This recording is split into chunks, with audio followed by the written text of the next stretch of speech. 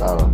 Sebelum kita memulai pembelajaran kita, marilah kita terlebih dahulu menyaksikan sebuah produksi massal pada perusahaan ikan, yaitu tentang pengolahan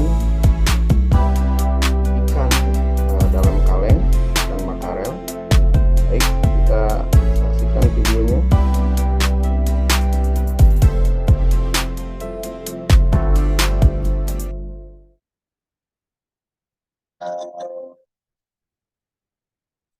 Nah, ini sebuah perusahaan ikan yang dikerjakan secara banyak penelitian massal. yang menyebutkan bahwa mengonsumsi ikan secara rutin dapat memberikan manfaat bagi kesehatan tubuh. Untuk mengawetkan ikan dalam kaleng yang dilakukan sejak tahun 1880 di Prancis. Tahukah kamu bahwa kata sarden dalam kemasan kaleng merujuk kepada jenis ikan yang diawetkan dan bukanlah sebuah merek dagang? Kita melihat ada mesin conveyor. Selain ikan sarden yang biasanya dikemas dalam kaleng, ikan makarel adalah pilihan ikan yang lazim diawetkan di dalam kaleng. Produksi massal dominan dilakukan oleh mesin.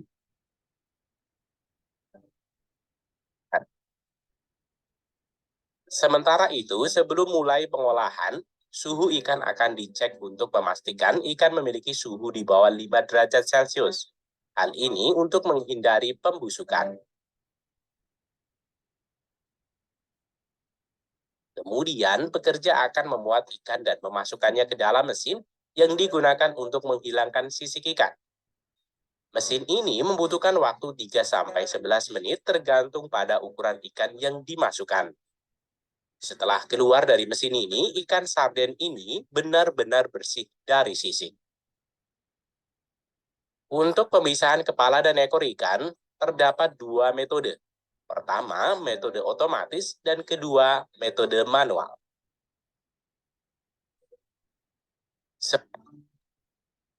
Sebelum dikukus, pekerja memastikan setiap kaleng memiliki jumlah yang sesuai. Setelah selesai menimbang, pekerja menempatkan kaleng ini ke dalam keranjang. Kemudian, pekerja lain membalik set kaleng dan mengirimkan kaleng dengan kondisi bawah terbuka ke dalam oven. Rasa original biasanya ikan hanya ditambahkan minyak yang mensterilkan produk agar tetap segar.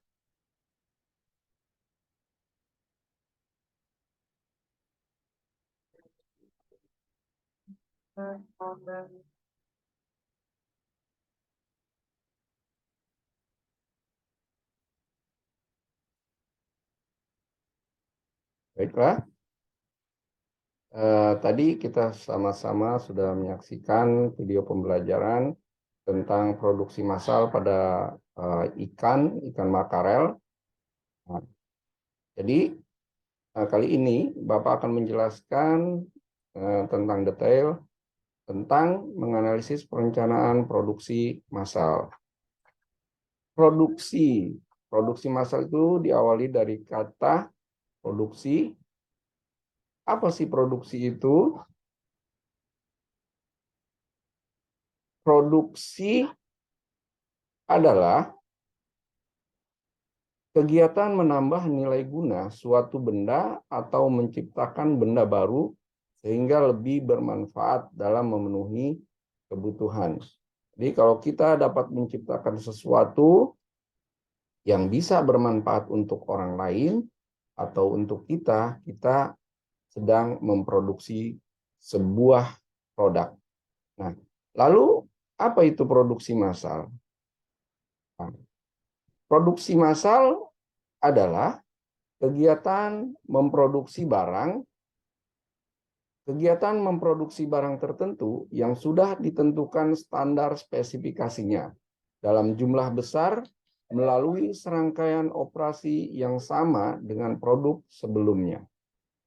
Nah, jadi kalau produksi massal ini dilakukan dengan cara besar ya dalam perusahaan, karena produksi massal tidak mungkin dikerjakan sedikit. Dan produksi massal memiliki spesifikasi yang sangat jelas. Produksi massal dalam kehidupan kegiatan produksi massal memberikan pengaruh bagi ekonomi berupa pemenuhan kebutuhan sehari-hari.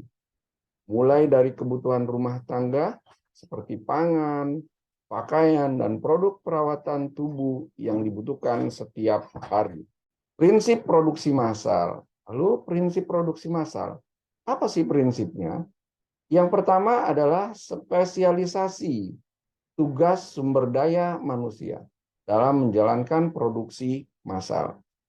Perusahaan banyak menggunakan mesin-mesin untuk melakukan proses produksi secara terus-menerus, sehingga perusahaan hanya membutuhkan sedikit sumber daya manusia dalam kegiatan produksi. Yang kedua, penggunaan alat yang terotomatisasi. Proses produksi pada aktivitas produksi massal biasanya berjalan secara terus-menerus dan berulang. Oleh karena itu, aktivitas produksi massal ini biasanya memanfaatkan alat yang sudah terotomatisasi oleh sistem. Nah, dapat kita lihat pada tayangan tadi dalam video pembelajaran, maka kita lihat di situ antara sumber daya manusia dan alat, yaitu terutama alat-alat mesin otomatis yang digunakan oleh perusahaan ikan, itu sangat berdampingan. Dan bahkan sumber daya manusia di sini hanya sedikit ya yang dilakukan oleh manusia. Jadi mesin berperan penting untuk melakukan kegiatan produksi massal. Contoh tadi, dengan adanya mesin untuk memotong kepala ikan dilakukan dua metode, yaitu metode otomatis dengan mesin dan metode manual yang dilakukan oleh manusia. Lalu apa sih pemicu timbulnya melakukan produksi massal? Pemicu timbulnya ide melakukan produksi massal yaitu ada 4. Yang pertama, meningkatnya angka supply dan demand. Yang kedua, ketersediaan barang yang masih terbatas. Yang ketiga, masih sedikitnya jumlah produsen. Yang keempat, munculnya peluang bisnis yang menjanjikan. Nah, Bapak akan jelaskan satu persatu. Ya. Pemicu timbulnya ide melakukan produksi massal. Yang pertama itu meningkatnya angka supply dan demand. Apa itu supply dan demand? Kita lihat, supply adalah jumlah keseluruhan dari barang yang akan dijual oleh perusahaan kepada konsumen, atau dapat juga dikatakan jumlah penawaran. Lalu demand itu apa? Demand adalah jumlah keseluruhan barang yang diinginkan oleh konsumen untuk dibeli, atau dapat dikatakan dengan permintaan. Nah, maka di sini rumus ekonomi dapat berjalan, ya, yaitu ada penawaran maka ada permintaan. Lalu yang kedua, ketersediaan barang yang masih terbatas. Ketersediaan barang yang masih terbatas, permintaan yang semakin meningkat dan bertambah setiap harinya.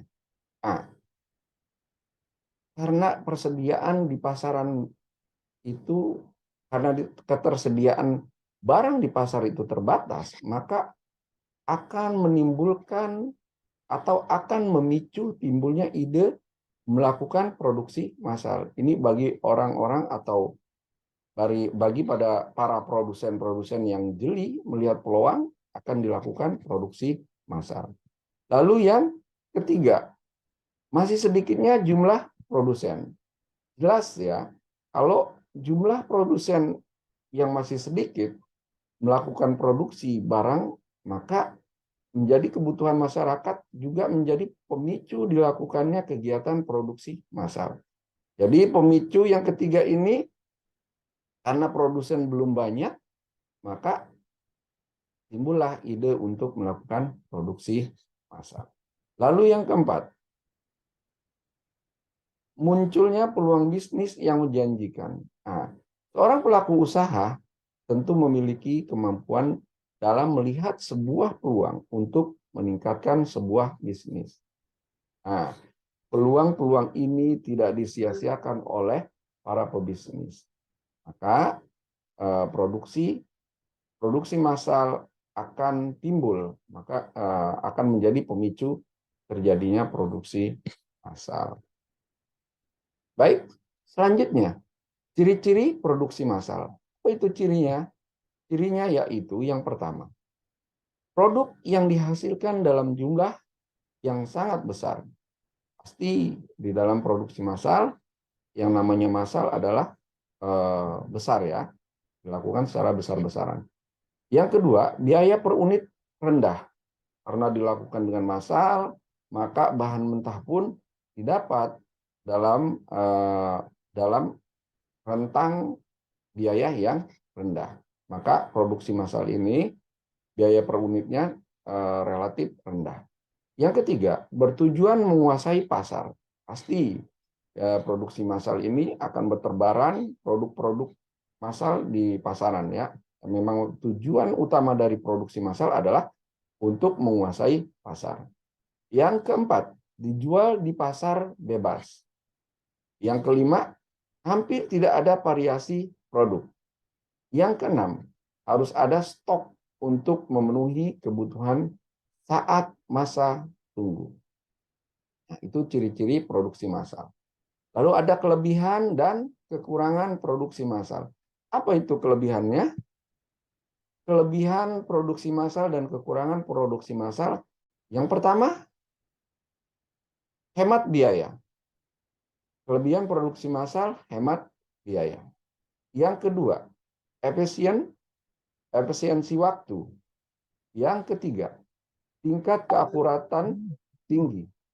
Karena dibuat dengan menggunakan mesin yang terotomatisasi, akurasinya pun tinggi. Yang keempat, tingkat produksi cepat. Nah, sedangkan kekurangan produksi massal adalah kegiatan produksi sangat kaku. Ya, kalau kita bandingkan dengan produk secara manual, produksi massal memang kaku. Yang kedua, kurang beragamnya variasi produk. Jelas, karena produksi massal, dia sekali produksi produk satu, ya udah satu aja, satu tipe. Yang ketiga, biaya mesin mahal. Nah, di samping biaya operasionalnya itu murah, tapi modal awal, yaitu biaya mesin itu sangat tinggi. Yang keempat, tidak ada jaminan produk akan laris di pasar. Nah, ini tergantung daripada para marketing perusahaan dalam memegang peranan penting di dalam pemasaran. Ya. Lalu tujuan perencanaan produksi massal. Tujuan perencanaan produksi massal. Yang pertama adalah meminimalkan biaya serta memaksimalkan keuntungan. Yang kedua, memaksimalkan kepuasan pelanggan. Yang ketiga, meminimalkan perubahan nilai produksi. Yang keempat, meminimalkan perubahan tenaga kerja. Yang kelima, memaksimalkan perlengkapan dan investasi pabrik. Lalu selanjutnya masih menganalisis perencanaan produksi massal, yaitu perencanaan produksi. Perencanaan produksi dapat diartikan sebagai proses untuk memproduksi barang pada suatu periode sesuai yang telah dijadwalkan melalui pengelolaan sumber daya seperti tenaga kerja, bahan baku, dan peralatan. Perencanaan produksi berguna untuk mengarahkan seluruh aktivitas rutin tenaga kerja. perencanaan produksi itu sangat penting di dalam melakukan sebuah produksi. Lalu ruang lingkup perencanaan produksi. Apa sih ruang lingkup perencanaan produksi itu?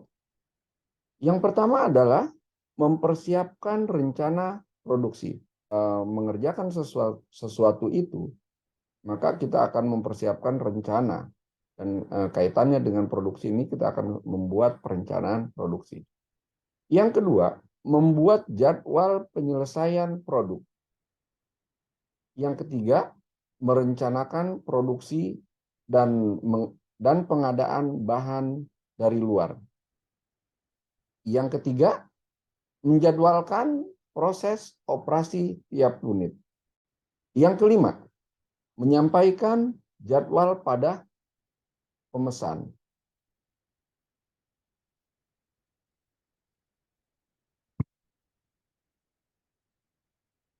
Fungsi dari perencanaan produksi. Fungsi perencanaan produksi yaitu menjamin rencana produksi dan pemasaran produk. Mengukur kapasitas produksi yang konsisten terhadap rencana produksi. Perencanaan produksi adalah yang pertama tujuan produksi. Nah, di dalam memproduksi suatu produk, kita harus memiliki tujuan. Yang kedua, pengukuran dan standar produksi. Pengukuran dan standar produksi ini berkaitan dengan produk. Apakah produknya jangka panjang atau produknya jangka pendek. Yang ketiga, perencanaan merupakan fakta objektif. Yang keempat, perencanaan harus bisa diukur. Yang kelima, tahap awal pelaksanaan produksi.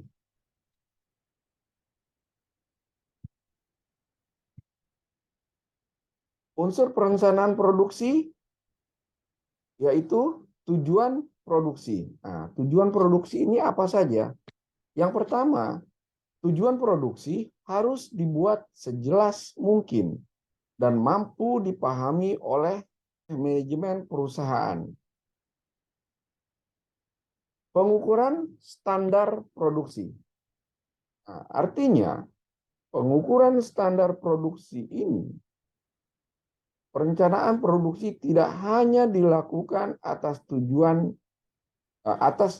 saja, tetapi juga harus mengukur kemampuan konsumen dalam menyerap produk tersebut. Jadi, kita sebelum memproduksi sebuah produk, kita harus mengetahui kebutuhan konsumen, kebutuhan dan kekuatan di dalam pasar tersebut. Ya. Lalu, perencanaan merupakan fakta objektif. Perencanaan produksi harus apa adanya dan memiliki pemikiran yang cukup rasional, bukan hanya sebagai angan-angan saja. Jadi, pemikiran kita harus rasional, bukan didasarkan atas khayalan belaka.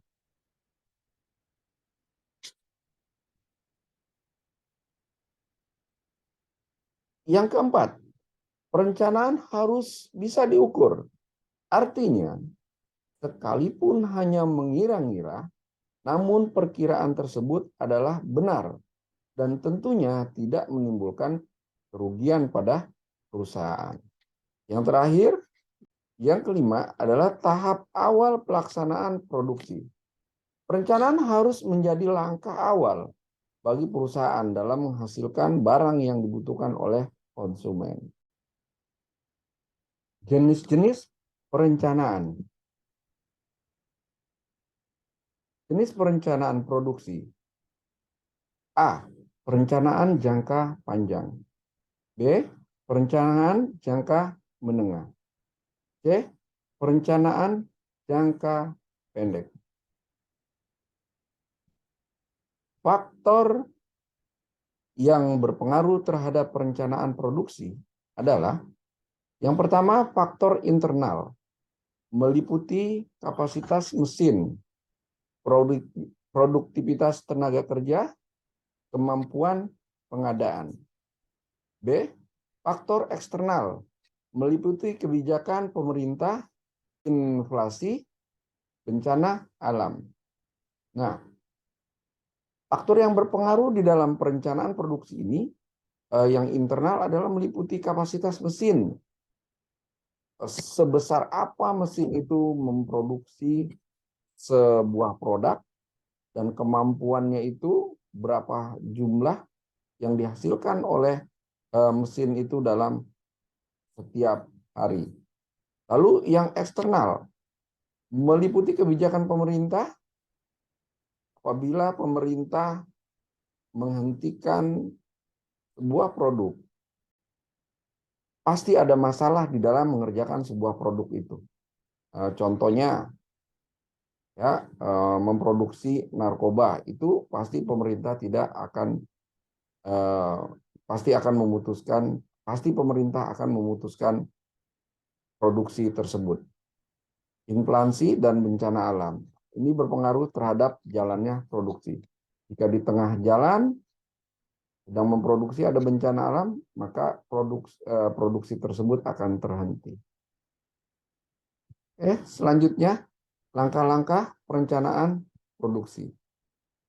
Langkah-langkah perencanaan produksi yang pertama, penelitian dan pengembangan produk.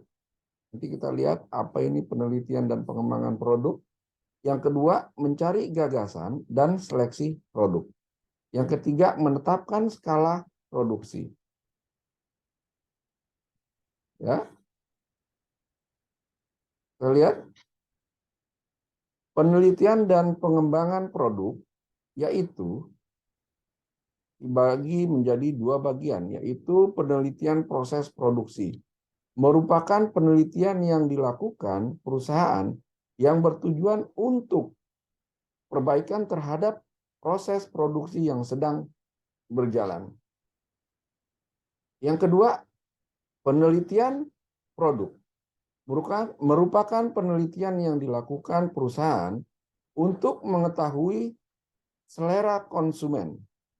Sehingga penelitian ini bertujuan untuk perbaikan produk yang sudah ada dan disesuaikan dengan selera konsumen. Jadi penelitian proses produksi ini yaitu bertujuan untuk perbaikan di dalam produksi tersebut. Tetapi penelitian produk dilakukan untuk mengetahui selera konsumen. Ini sangat penting di dalam memproduksi sebuah produk. Jika kita ingin produk kita laris di pasaran, maka kita harus melakukan penelitian produk. Lalu yang kedua, mencari gagasan dan seleksi produk. Yang pertama, mencari gagasan, yaitu tahapan dalam mencari gagasan dalam rangka pengembangan produk. Yang kedua, menyeleksi produk. Tahapan untuk memilih gagasan-gagasan yang masuk atau yang terbaik berkaitan dengan pengembangan produk. 3. Desain produk pendahuluan. Desain produk pendahuluan perlu dibuat sebelum menentukan desain produk yang sebenarnya. Yang keempat, pengujian. Merupakan kegiatan untuk menguji apakah produk tersebut layak dikembangkan atau tidak. Baik dilihat dari potensi pasar atau konsumen. Pengujian merupakan kegiatan untuk menguji apakah produk tersebut layak dikembangkan atau tidak. Jadi pengujian produk ini sangat penting ya. Produknya baik atau tidak. Yang terakhir, desain akhir. Desain akhir dibuat bila hasil pengujian produk layak dikembangkan. Lalu yang ketiga, menetapkan skala produksi. Menetapkan skala produksi, yang pertama penetapan waktu. Yang kedua, penetapan kualitas. Yang ketiga, menghitung biaya. Yang keempat, penetapan tenaga kerja. Yang kelima, penetapan peralatan. Yang keenam, penetapan bahan baku. Nah, dalam menetapkan skala produk ini sangat berkaitan ya. Yang pertama waktunya, kapan waktunya produksi, terus kita juga harus mengetahui kualitas, biaya, berapa banyak jumlah tenaga kerja, terus penetapan peralatan juga harus diketahui oleh produsen.